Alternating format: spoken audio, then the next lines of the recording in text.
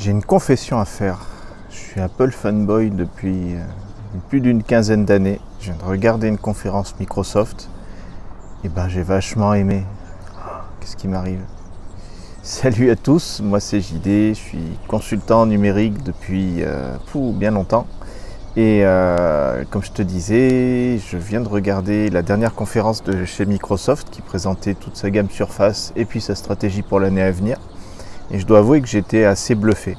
Qu'est-ce qu'ils ont présenté? Ils ont présenté une mise à jour de leur Surface actuelle, là, la petite tablette qui se transforme en périphérique de saisie avec un clavier dépliable. La Surface version laptop qui est un ordinateur portable finalement relativement classique. Et tout ça est plutôt pas mal. Mais c'est surtout ce qu'ils ont présenté pour l'avenir qui est fichtrement intéressant. Alors ça peut désarçonner quand on vient du monde Apple où tout est secret, où tout est annoncé à la dernière minute. Eux ont fait les choses vachement différemment. Ils présentent un an à l'avance ce qu'ils vont proposer pour que, disent-ils, les développeurs se préparent à ça. Parce qu'il y a pas mal de modifications à faire sur les apps. On est sur une stratégie à 2 écrans. J'en reparlerai tout à l'heure, mais ce qui est super bluffant en fait, c'est une vision qu'ils ont qui est super ambitieuse. Alors il y a certains critiques qui se disent ça sent pas très bon parce que est-ce qu'ils vont arriver à faire quelque chose? Est-ce qu'on n'est pas dans du simple effet d'annonce marketing? Et c'est vrai qu'on peut se poser la question. Il y a Google par exemple qui est très typique de ça, qui présente plein de projets à leur conférence, et puis il y en a plein qui sont abandonnés au bout de quelques temps, comme s'ils expérimentaient, comme s'ils tâtaient le marché via des effets d'annonce. Peut-être que ça sera ça, mais peut-être pas, et il faut bien avouer que c'est quelque chose qui est une voie plutôt intéressante, en tout cas plutôt ambitieuse, et c'est ça qui est le plus marquant quand on suit Apple ces derniers mois, voire ces dernières années. C'est cette stratégie d'aller sur quelque chose de très itératif, de perfectionner un produit chaque année en rajoutant des petits trucs de manière la plus propre possible. C'est ce qui fait la qualité des iPhones actuels, mais c'est ce qui en fait aussi la grosse limite, c'est que on ne voit pas d'énormes pas en avant, comme on a pu en voir chez Apple, y compris il y a quelques années. Moi je me souviens quand les iMac se sont succédés, par exemple, il y avait l'iMac G3 qui était celui qu'on connaissait, l'espèce de berlingot multicolore. Ensuite ils sont passés à l'iMac G4, rien à voir, alors que c'était 3-4 ans après, avec quelque chose qui était de l'ordre déjà d'un écran plat, et puis ce truc sur un pied qui était complètement extravagant.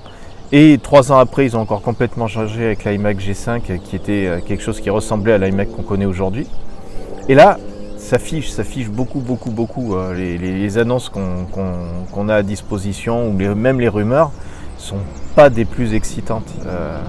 Un iPhone SE qui reprend le design d'un iPhone 8, qui lui-même reprenait le design de l'iPhone 7, 6S, enfin, c'est un design qui date de 2014, ce qui est énorme en informatique et en numérique. On se demande un peu si la machine à innover n'est pas en train de se gripper. Alors que chez Microsoft, la Surface est quand même avec des perspectives assez incroyables.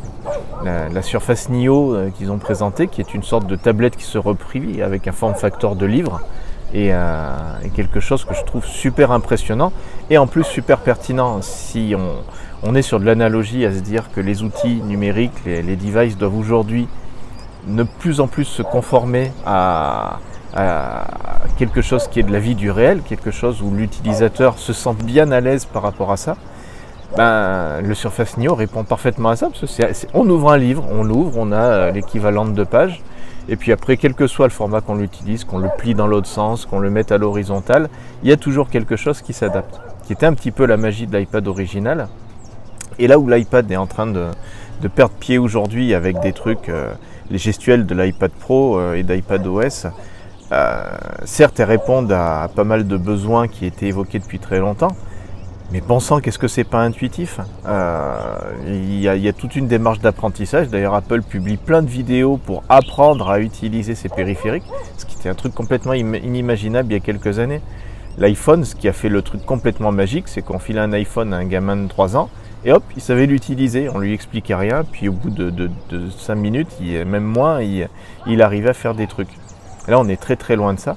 Et Microsoft, quelque part, revient un petit peu à cette logique-là d'avoir un truc qui s'adapte parfaitement à son usage, qui est un peu le credo qu'on a à JD & Co, qui est que la technologie doit s'adapter à l'humain, et c'est pas l'humain qui doit s'adapter à la technologie. Et c'est en ce sens que les nouveaux produits Microsoft, tels qu'ils sont annoncés, on verra quand ils sortiront, sont complètement bluffants.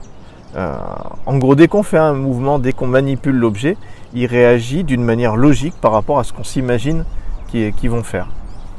On pose le clavier dessus, paf, on se retrouve directement avec quelque chose qui ressemble à un laptop avec une super touch bar. On glisse le clavier vers l'avant, il y a l'emplacement pour faire l'équivalent d'une tablette. Enfin, c'est incroyable, ça marche. Le concept est vraiment très logique, très pur quelque part, ils ont su garder ça et c'est ce qui est le plus impressionnant. Bon, après, on peut avoir plein de reproches à faire sur la gamme telle qu'il la présente, ne serait-ce qu'en termes de cohérence technique, il faudra repasser, puisqu'il y a une partie des produits qui sortent avec des CPU Intel, d'autres qui sortent avec des CPU internes à Microsoft. Ils annoncent leur retour dans le milieu de la téléphonie, mais avec un Android rebrandé et pas Windows. Il y a quand même quelques éléments qui font dire qu'ils testent des idées, ils testent des concepts et ils voient où est-ce que le poisson mord pour ensuite aller plus loin là-dedans. Mais bon, ça après tout c'est leur sauce interne. Nous, on peut se régaler des perspectives que ça peut amener et ça ouvre vraiment l'imagination. Et clairement, je ne pensais pas dire ça un jour, mais Microsoft c'est vraiment la structure à suivre en ce moment en termes d'innovation parce qu'on sent que la machine à idées s'est débridée. Alors, on est très loin de l'ère de Steve Ballmer où on était sur vraiment un truc qui était pur orienté pognon.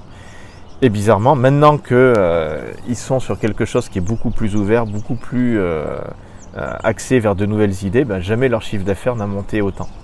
C'est vraiment une leçon à acquérir et dont il faut se souvenir chez Apple, mais aussi chez Google et aussi chez tout un tas d'autres acteurs.